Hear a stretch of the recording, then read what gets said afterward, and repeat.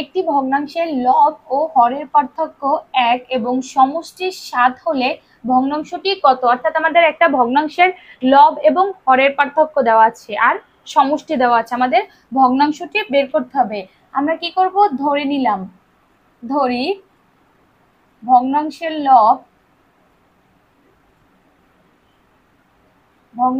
লব সমান ক এবং ভগ্নাংশের হর সমান খ। যেহেতু আমাদের লব আর হর দেওয়া নাই, শুধু ওদের পার্থক্য আর সমষ্টি দেওয়া আছে, জন্য আমরা ধরে নিলাম কি ভগ্নাংশের লব সমান সমান ক এবং হর সমান সমান খ। তাহলে ভগ্নাংশটি কি হবে? অতএব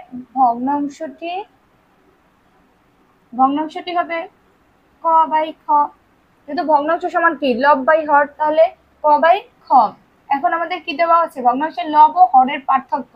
লব এবং হরের পার্থক্য, পার্থক্য মানে কি বিয়োগ, দুজনের মধ্যে যে পার্থক্যটা থাকে কত, 1 এবং দুটোর সমষ্টি দেওয়া আছে কত, সমষ্টি মানে কত, যোগ, দুটোর সমষ্টি দেওয়া আছে 7। এই হলো আমাদের দুইটা, ধরে নিলাম এইটা আমাদের একটা 1 নং সমীকরণ এবং এইটা আমাদের 2 নং সমীকরণ। এখন আমরা কি করব, যদি সমীকরণ দুইটা যোগ করি, সামনে লিখে দেবেন যোগ করে।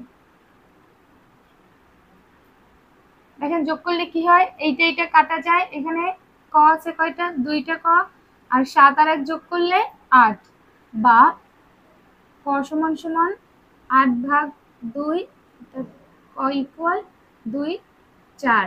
এইটা হলো আমাদের ক, অর্থাৎ আমাদের লব পেয়ে গেছি, লব সমান সমান ক। এখন এই ক এর মানটা আপনি চাইলে 1 নং সমীকরণও বসাইতে পারেন, চাইলে 2 নং সমীকরণও বসাইতে পারেন, যে কোনো একটাই বসাই। ধরেন আমরা 2 নং সমীকরণে বসাইলাম, ক এর মান 2 নং সমীকরণে বসিয়ে।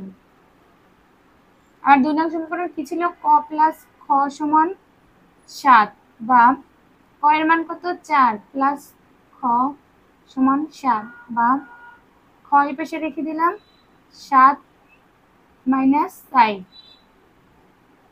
খ সমান সমান 3। অর্থাৎ আমার ভগ্নাংশের লব বের হয়েছে 4 এবং হর বের হয়েছে 3। অর্থাৎ ভগ্নাংশটি সমান আমরা কি লিখতে পারি, 4 ভাগ 3। এটাই হলো আমাদের অ্যান্সার।